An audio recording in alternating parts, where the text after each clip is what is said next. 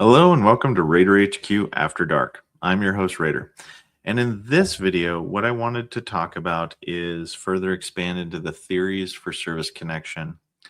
And in this video, what I'll be talking about is 38 CFR 3.320, which is a presumptive theory for service connection that is location specific. So you had to have had the circumstances of your service be in a specific location in order to satisfy element 2 for this theory. But it's based upon, initially it was based upon exposure to fine particulate matter due to the locations in which you served. And then later on after the PACT Act, it changed a little bit. So we're going to be going over that today. Now, before I get into it too far, I am still feeling like hot garbage, but we're going to try to power through this, guys. So what I'm going to be talking about in this video is what is 38 CFR 3.320? What did the PACT Act do to change the presumptive 3.320?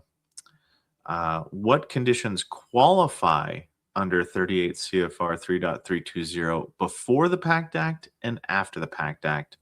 And then kind of maybe talking about effective dates with a little bit sprinkled, nuggets of information sprinkled throughout the entire video. Now, why should you watch this? Well, because if you're watching this to begin with, you're curious about how to get something service connected. And let me tell you that this is a very complex but manageable theory for service connection that if you meet qualifications, you're probably not utilizing it to its fullest. So anyway, let me get in there and let's see. So hold on, we're going to have to change our screen and we're going to have to do certain things and it's going to be fun. Okay, so this is 38 CFR 3.320. So I actually went in, searched it. Here it is. So this is going to count for like the pre-PACT Act. But this is how this 38 CFR was originally written. So it has to do, it's a presumptive condition for exposure to fine particulate matter. There's a couple of different situations here. There's cancerous conditions and non-cancerous conditions. So the non-cancerous conditions that are presumptive, and I'm going to make a caveat here. If the conditions manifested after your deployment to the specific location in which you could have been exposed to the fine particulate matter, then this theory is open to you. However, if your medical records have a different fact pattern in it, such as you may have started to acquire symptoms of asthma before you deployed, then you cannot factually use this theory to grant your respiratory non-cancerous conditions. So please keep that in mind, that is one of the things that the raters are going to be looking at. They're going to be looking for the timeline of events to make sure that this theory applies. Now, if this theory does apply, then they will use, the way raters do it is they always use a presumptive first. Whatever's most advantageous to the veteran and easiest to grant, they will apply that if they can initially. So you have, starting out with 3.320, you have three non-cancerous presumptive conditions. So in order to get asthma, rhinitis, and sinusitis granted, you would need to have a diagnosis of asthma, a diagnosis of rhinitis, or, now this is important because sinusitis is a little bit different, is that sinusitis has to be deemed chronic and not just 6 months of symptoms chronic. It has to be considered a chronic condition medically. So you have to have chronic sinusitis in order to have this granted. So that's just an aside for sinusitis. Now, moving on here, there are also rare cancers that if you developed after deployment to the specific locations, and I will tell you the specific locations, don't worry about that. So these are all going to be cancers of the respiratory system and or upper GI tract. So you're dealing with the larynx, the trachea, the trachea, the trachea, the lung, the lung, the lung, the lung, the lung. And actually, this is all just the airway. So it's not the esophagus. I take that back on the pre-PACT Act one. So if you have served in a qualifying location and you had simple cell carcinoma of the larynx, you can get that service connected under 38 CFR 3.320. Now, I'm going to use my little banner here. Very important. Okay. If you are claiming for a specific condition that's presumptive under a specific theory, it behooves you to name that theory in your claim document. So if you're like doing a 526 EZ, let's say, you're filling it out, or you're using it online and this is the first time you've ever claimed, let's say, large cell carcinoma of the lung. Well, you would say, I have large cell carcinoma of the lung. The way that I like to do it is I like to say whatever the diagnosis is, then I like to say a symptom, then I like to say the theory that we're going with. So large cell carcinoma of the lung with shortness of breath, if that's true for you, claimed under 38 CFR 3.320. That way, the VSR cannot mess it up. The rater cannot mess it up. And if they do mess it up, you can hold them accountable in a higher level review because you explicitly claimed not only the condition, not only the symptom, but also the theory. So if they fail to apply the theory, you've got them by the short hairs. So, and this one, and we'll get into this, but it says a veteran who has a qualifying period of service as defined in, and we'll talk about that here in a minute, unless there is an affirmative establishment to establish that the veteran was not exposed to fine particulate matter during service. So basically, it's presumptive that if you went to the specific location, then we concede that you had exposure satisfying element 2 out of the 3 elements that are needed to grant. Now, this is the original qualifying periods of service. So Southwest Asia Theater of Service during the Persian Gulf War, 1 or 2. And these are the original pre-PACT Act locations on or during the Persian, on or after 2001. So this is going to get a little convoluted because this defines what Southwest Asia is. And then the term Persian Gulf War means this date and afterwards. But it also says this date here. So this is why sometimes the 38 CFRs are kind of challenging to get because it sometimes confuses itself. A disease listed in this shall not be presumed service-connected if there is affirmative evidence that the disease was not incurred during or aggravated by a qualifying period of service. So if it happened, so this one right here, this is kind of funny. There's a lot of times on individuals' ILRs where after service, after they discharged, they went and became contractors for like Blackwater and went to these locations, went to government like Southwest Asia locations, not in a military capacity, but in a contractor capacity. So on the ILR, it'll show that the veteran went to Southwest Asia, but you have to be very mindful and cognizant of it to see that they were in a contractor capacity. So that's one of the things that they're kind of talking about here. The disease was caused by a supervening condition or event that occurred between the veteran's most recent departure. So like if you had a car accident or something like that, like you inhaled industrial chemicals from your job, like could it be medically explained by a different reason? Is there more medical evidence to show that like you got a job as a toxic chemical inhaler or something like that, and that's probably the reason why you got the cancer in your lungs? That's just giving them an out. And then the disease is the result of one's own willful misconduct. So that's kind of a given. Willful misconduct cannot be, I should say, disabilities that are gained in the pursuit of willful misconduct cannot be service connected. So that's about it for the initial kind of like this is the first kind of iteration of 38 CFR 3.320, the fine particulate matter presumptive. So let's get into it. So this is a little bit of history. Now you'll see burn pits or BPOT. That's the internal kind of slang for it is BPOT. But this is the history of it. So they originally had back in 2010, they had concession to exposures of environmental hazards to include burn pits with specific locations. So this is a very old kind of concession by the VA that airborne hazards are a thing and they do cause disabilities. So it started out as a, kind of you still had to prove a lot more stuff back in 2010. Then in 2021, they actually created 38 CFR 3.320, which established presumption on a conditional basis.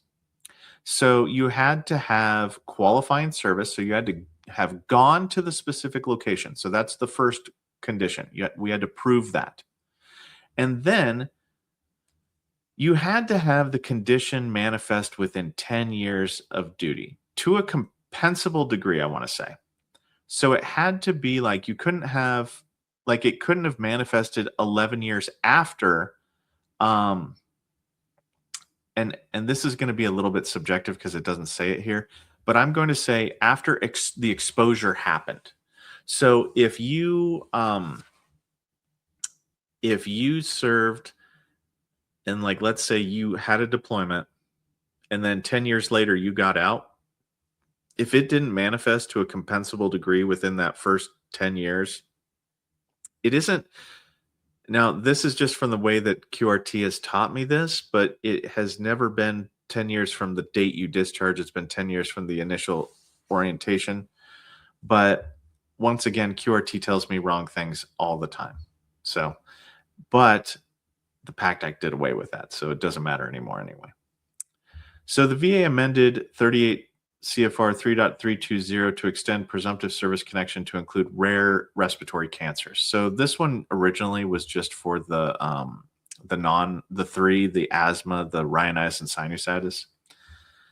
And then that became manifest to any degree at any time after separation, which this is annoying, right? Like changing half of something to where you've got like two different parts to it where they have different timelines of, this, if you have this, then it's this. And if you have that, then it's that. And it's just annoying because it's easier for VSRs and raters to make mistakes whenever you have very, very, like a lot of very, very situational if and or situations. And it's just annoying. So then we come to the PACT Act. So the PACT Act was released on August 10th, 2022. And what happened was they actually created this, they amended it to where burn pits were actually added into 3.320. And they called this 1119. 38 USC 1119, which creates a presumptive that any covered veteran, and by covered means we have proof that you went to one of the qualifying locations, was exposed to substances, chemicals, or airborne hazards listed by the Secretary.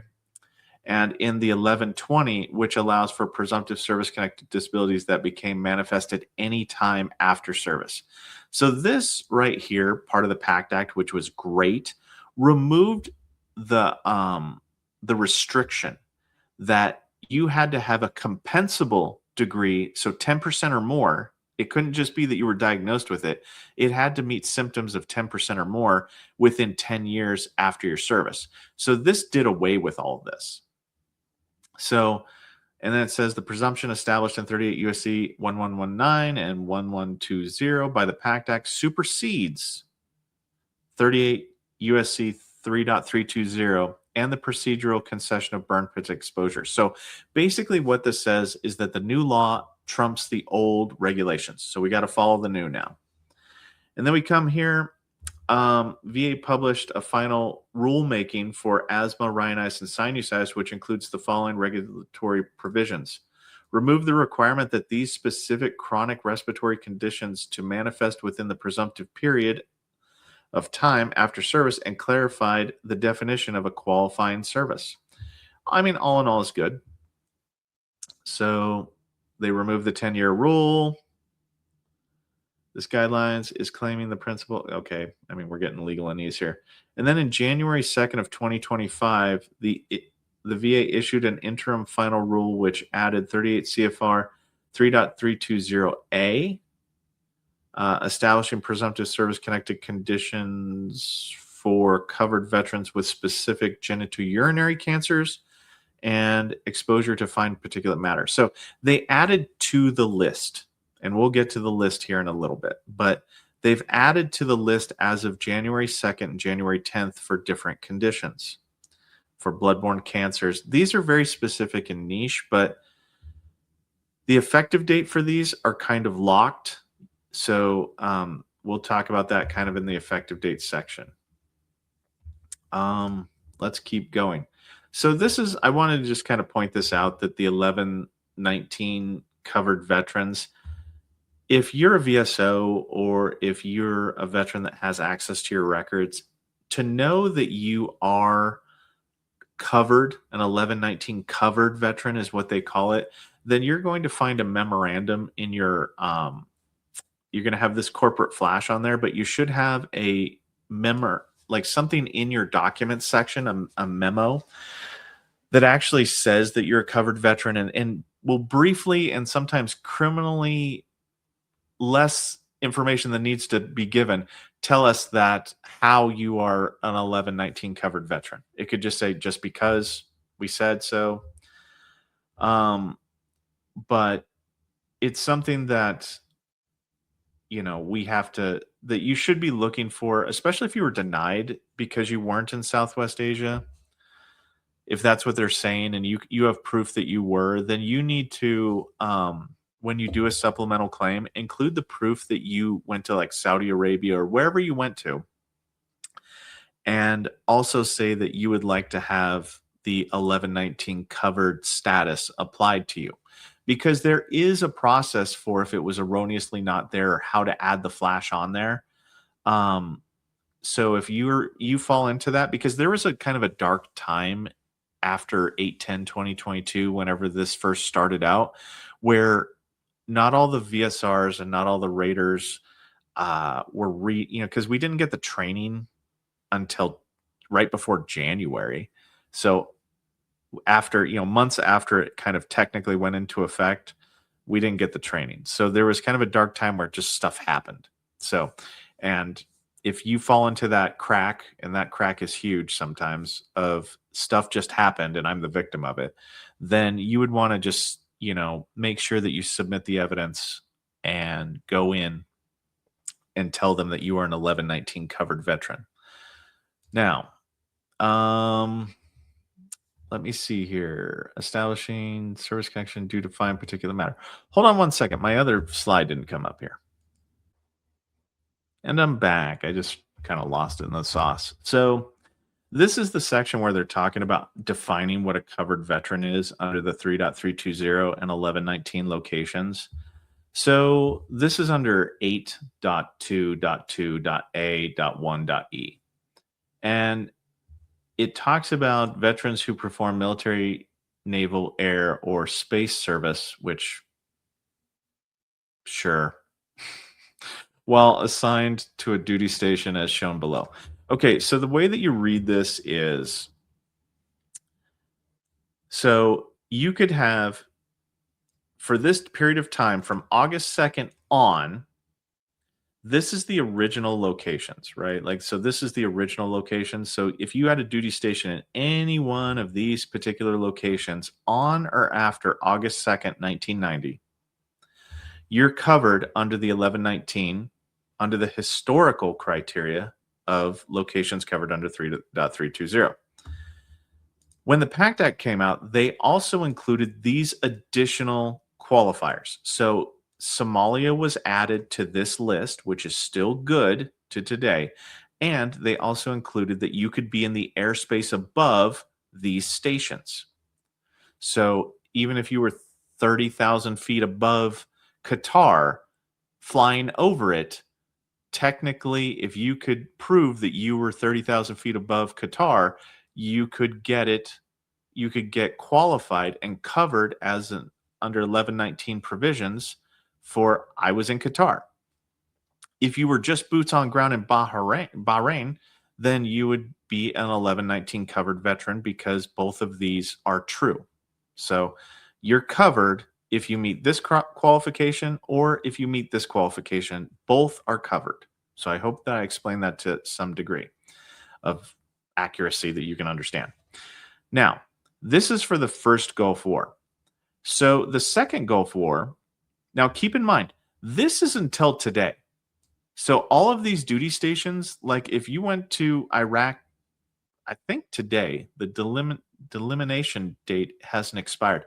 If you went to Iraq today on a military capacity, this would still count. On or after there's no end date here, okay? But what they did was they made another entry for this is an additional way to qualify under 1119. So this is the original way to qualify. This is more ways to qualify. So if you were on active service on or after September 11th, 2001, and you were on or above, in the airspace above, Afghanistan, Djibouti, Syria, Uzbekistan, then you would count as an 1119 veteran. And then they have these ones over here that were just included with the 1119 updates. Duty station in, including or above Egypt, Jordan, Lebanon, or Yemen. So as long as you meet any of these qualifications, right, then you satisfy element 2 based upon having gone to the qualified location for the presumption. So that kind of covers what it looks like for, like satisfying element 2. Let's move on. And sorry, I had to do a jump cut there. So let's talk about the disabilities that were added or fleshed out when the PACT Act, after August 10th, 2022, when the PACT Act legislation came into effect. So this manual reference right here does a pretty good job at just kind of saying what conditions became presumptive and when. So these conditions right here, asthma, rhinitis, and sinusitis, became presumptive effective August 5th, 2021. Now, I'm also going to talk about getting an earlier effective date with these. So this might be a little confusing, so I'm going to slow down a little bit. I know somebody likes to play me on 1.5 speed, so it's kind of hilarious because I'm going to go even slower, so you might need 2 times speed. But if you were diagnosed with any of these conditions before August 5th, 2021, which is a liberalizing law date, then you could get a 1 year earlier effective date when granted if you met the historical criteria. That's the confusing part about this, is each one of these liberalizing law kind of date things has their own criteria associated with them. So it's not like, oh, I was just diagnosed. I'm good. I get the extra 1 year. No, you had to be diagnosed and meet the compensable. It had to be diagnosed within 10 years of your discharge, or 10 years of your. I want to say at the time it was 10 years after your exposure, and then you had to be diagnosed before August 5th, 2021, and you also had to be to a compensable degree. If you met all of those criteria, then you could get 1 year earlier effective date than your date of claim or intent to file. So as you see where it says right here, it provides the, within 10 years.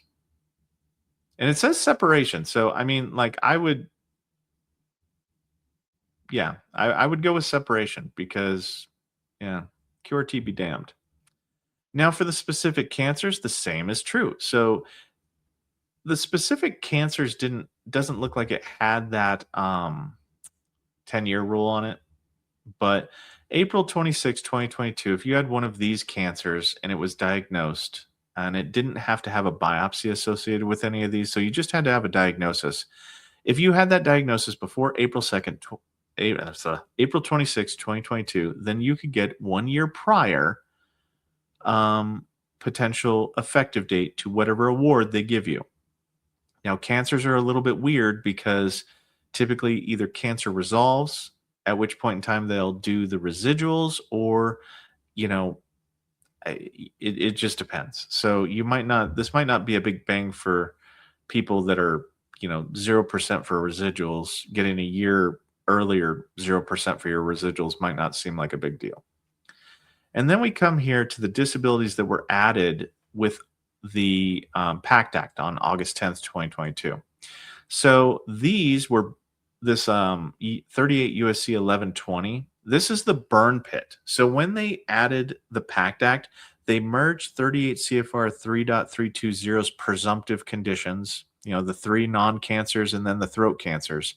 Then they merged in burn pits. And when they merged in burn pits, they added in all of these other conditions. And which is it's good in that it covers a lot more stuff.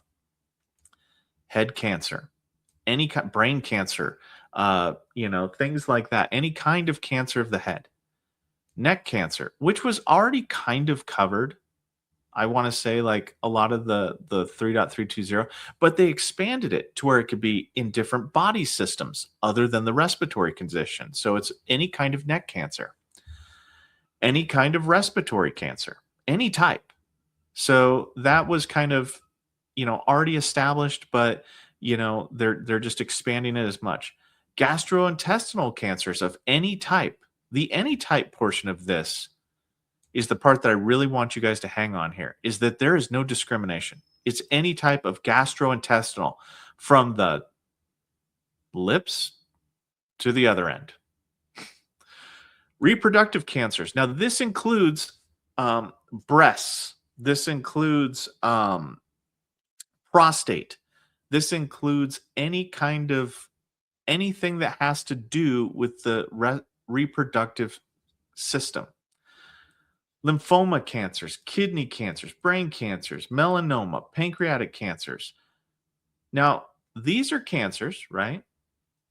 Then we start adding more non-cancerous stuff like chronic bronchitis. So if you went to Bahrain, I don't know why I want to throw an extra A in there, but Bahrain, if you want to go to, if you went to Bahrain in a qualifying period and you got chronic bronchitis, your chronic bronchitis can be service connected under 38 CFR 3.320. COPD, chronic obstructive pulmonary disease, can also be considered, it can be granted presumptively. All of these non-cancerous conditions can be granted for having gone to one of the qualifying locations. And then these are just, I don't know why it's redundant, but I guess it's just restating some of the facts. And I like this right here, asthma diagnosed after service. So they put that criteria in there because if asthma is diagnosed during service, we're going to do it directly, which is not nice because presumptive doesn't require a medical opinion where direct would. So I don't know why they added that, but so, and then these are those 2 changes that they had reported that went into effect on January 2nd, 2025 and January 10th, 2025. So if you suffer from bladder cancer, ureter cancer of any kind, it would seem, or well, this specific kind, we'll say, if you had these 2 conditions, then you could also claim them under 38 CFR 3.320. Now, your effective date will not be the same. So because, and I should say this, because these additional types of cancer, this expansion of 3.320, you had to be diagnosed for these conditions prior to August 10th, 2022 in order to get the year earlier effective date per the liberalizing law statute. If you were diagnosed with head cancer in 2020, then you would get 1 year prior to the effective date, the date of claim or intent to file that you have on file. Now these two are not the same. These 2 have very fixed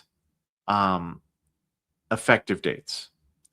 So their effective dates will be like January 14th, or it will stay in the year of 2025. You cannot go further back than, each one of them has a different effective date. I don't have it on me right now, but you cannot do you cannot actually go further back than, I'm going to say earliest would be January 2nd, but that, don't hold me to that. I don't have those figures in front of me.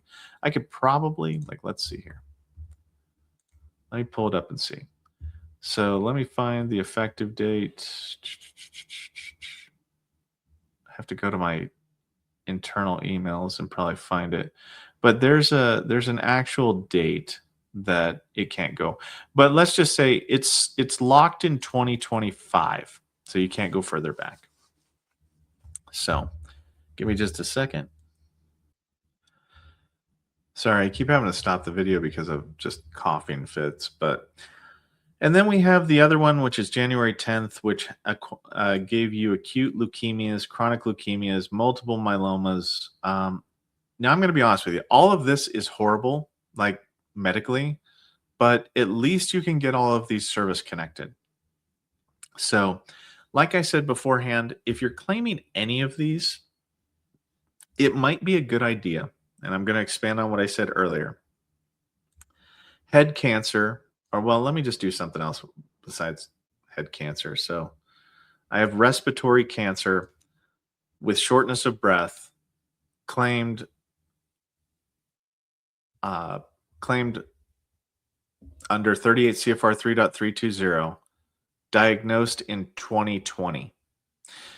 I might put like when you were diagnosed if you want to really highlight the earlier effective date that you should get for the liberalizing law, because that can get lost in the sauce between development, between rating, when you were originally diagnosed, because there's a lot of moving parts with this. So if the rater doesn't have a good process for going through and because I have a Excel spreadsheet that I use, that I just keep track of everything and I color coordinate everything. So that way I don't have to keep it in my short-term memory. I can keep it on a document that if I get interrupted for, like, let's say a QRT liaison call, I can actually stop what I'm doing and I can see where I stopped. So that way there's no break to where it's a lot less likely for me to lose something, to lose my place in my development process or my rating process of reviewing the evidence. So a lot of VSRs and RVSRs don't have a very good process to make sure that they don't miss things, or things, they don't get overwhelmed by so much evidence. Because if you were confused a little bit about the different effective dates and what the criteria is for each one of these, and whether or not the veteran met criteria for either one of these for a liberalizing law date type earlier effective date, you're not alone. A lot of the raters also get confused by this stuff. So it's always good to just write out the facts as best you can in either the disability name. So, respiratory, lung cancer claimed under lung cancer with shortness of breath claimed under 38 CFR 3.320, diagnosed in 2017, and then the other thing that I suggest is, if you do have such a diagnosis, original diagnosis that shows that it was before one of these critical dates, I would take the snippet, or I would take a specific page and upload that with your claim separately from everything else. So that way it can be seen. Now, the goal is to help the rater and the VSR get the right evidence in front of them, so that way they actualize the process the right way. Now, if that should fail, the reason why you're doing it is so that way it can be evidence of record that you can show in a higher level review that the rater and or VSR did not apply the facts correctly and give you your earlier effective date or whatnot. So that's just, two things to think of here. Sorry. Oh man, I'm gonna cough again. But that's about all I've got for you on 38 CFR 3.320 as a presumptive as a presumptive theory for service connection. There's a lot more to this, and I will be expanding upon it, but I just wanted to put it out there. It's one of the ones that I haven't gotten to yet, so I wanted to put it out. Just basically setting an outline as to what it was, what it became, what the locations are. How can you, like, what does it take to be qualified a covered veteran under 1119, which is just means it's a synonym for both of these combined.